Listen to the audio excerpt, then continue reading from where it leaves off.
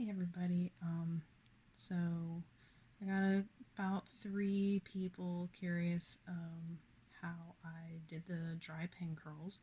Um, so I did want to preface this with the fact that my hair was heat styled Wednesday. I had curled it on Wednesday, um, so maybe Tuesday. Either way, so there was already an existing curl. So I can't tell you that you wouldn't curl it to start with at some point, but this is just kind of a way that I help the curl last a little bit longer rather than going back in and styling it with heat again. You could also do wet pin curls, which if you're interested in me showing you how to do that, I could also do that as well, which would avoid heat entirely. And then keep pinning up those curls after they're dry. My only thing with wet pin curls is if you have really porous hair, it's not going to dry overnight. So you would want to try to do it on, obviously you can't do soaking wet hair, but it can't be too dry. It's kind of one of those weird things that you have to find the perfect balance for. But you would just sleep with them in, which I've done before. So that's something that you can do as an option as well if you don't want to heat style at all. So, like I said, I already had curls in my hair from where I had curled them for my hairstyle with a curling iron, so I did use heat. And then I just went and did pin curls in my hair. And so you just kind of follow the way the hair is curled. So this is what I always do. I grab it in large sections because I'm just mainly looking to keep the body and the volume. So I should probably not go so fast. So I grab a section like this. I put it around my forefinger, middle finger, and then I kind of grab the tail in between the 2 fingers to sort of keep it under control, and then I just keep it pinched and spiral it up like that, like a little cinnamon roll. And then I normally just take one bobby pin in the front like this and push it through. And then if you feel like it's not secure enough, which actually this feels pretty secure, but sometimes they don't always feel great, you can kind of crisscross another one through. And if you don't know this trick about bobby pins, opening them before you put them through the hair actually causes them not to hold as well as you would want. You want to keep them actually just like this. You don't want to open this part up like a lot of people do. You also want to put this part that kind of pokes out, has a little bit of a curvature to it, to the scalp. It will hold the bobby pin better. So I would say just kind of practice this movement in hair that's up towards your face that you can see in the mirror, and just kind of get used to the movement until you perfect it. Because once you do, once you do, at least for me, I'm able to do the ones in the back of my hair without having to see it, and they end up looking fine. They look actually pretty cute. It looks like a little updo or something. So I just kind of grab similar size pieces throughout the hair, and I sort of just go around this area of the head. I was about to call it the terminology. I mean, actually, one of the people that asked me about this is a hairstylist, so it's called the parietal ridge. So I just kind of go around that area, and I'm just crisscrossing this one so that feels secure. And I normally do the ones in the front first and get those established, and then I will do the ones in the back, and I'll start from the top and work my way down until I get to the nape area. So grab another section.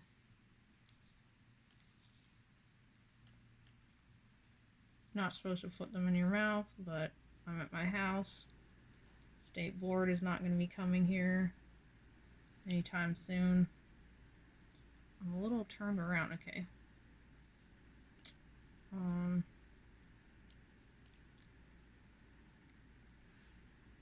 And I don't know why this is different than a mirror. It's really not. I think maybe I'm just putting pressure on myself.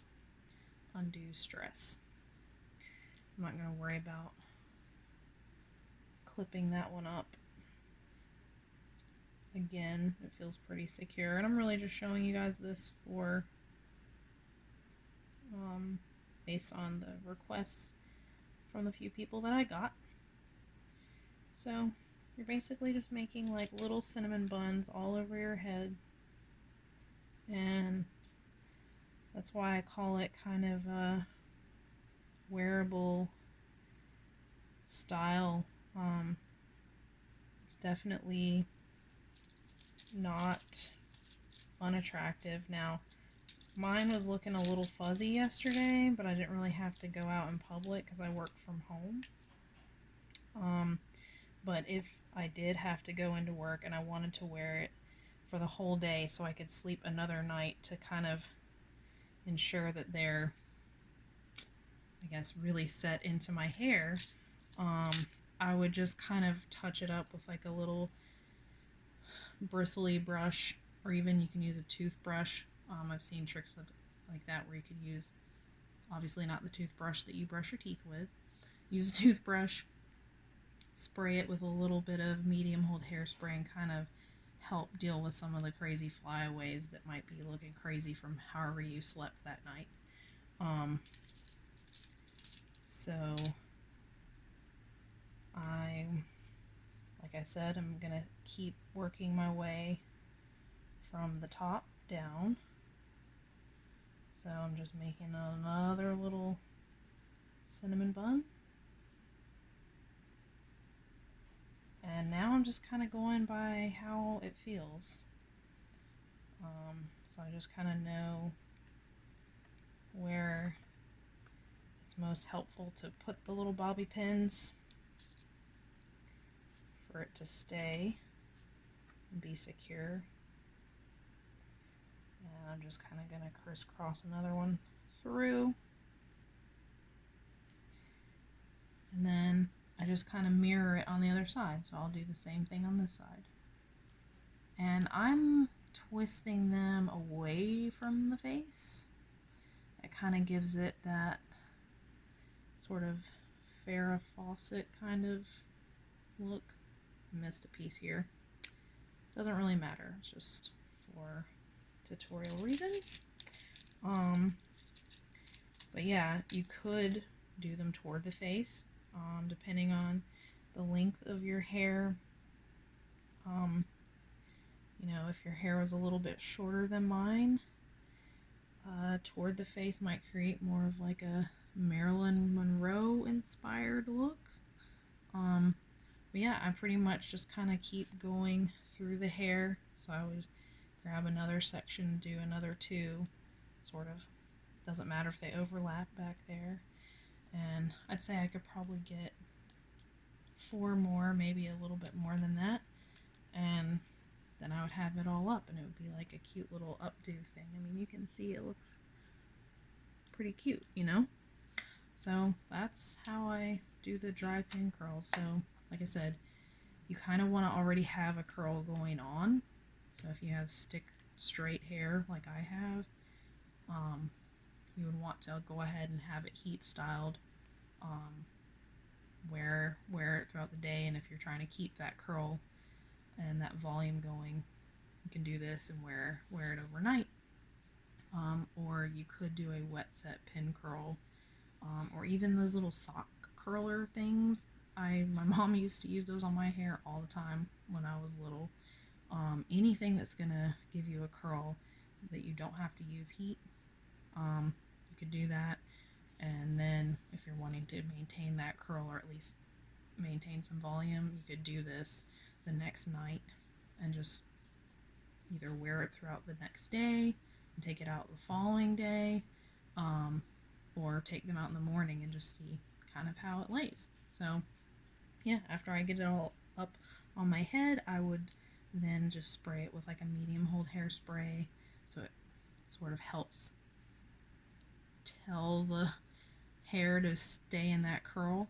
And then yeah, then when you take it down, you just kind of, I always just take a brush.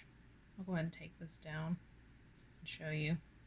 I don't have a brush, of course, but let's pretend that this hand is like a round brush. I would take it behind the curl and just kind of go the direction that I want the curl to lay, and it sort of helps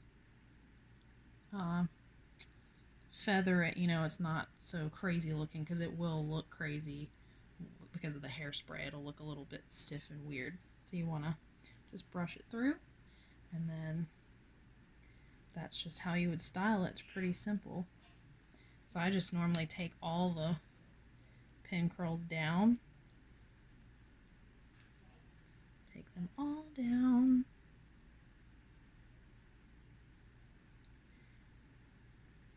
I guess that one only had one in it. And then, you know, like I said, we're pretending this is a brush. I'll take that bristle, like a round brush, and go like that, and then it kind of goes in the direction that you want. So I hope that this was helpful and that you enjoyed it and learned something from it, and maybe you'll use it. And I would actually love to see your pin curls. If you try it and you love it and it is really easy for you, I would love to see what you guys put together on your hair. And it works for all lengths of hair, so that's the fun of it. Let me know if you have any questions, and I'll be happy to answer them. Thanks for watching.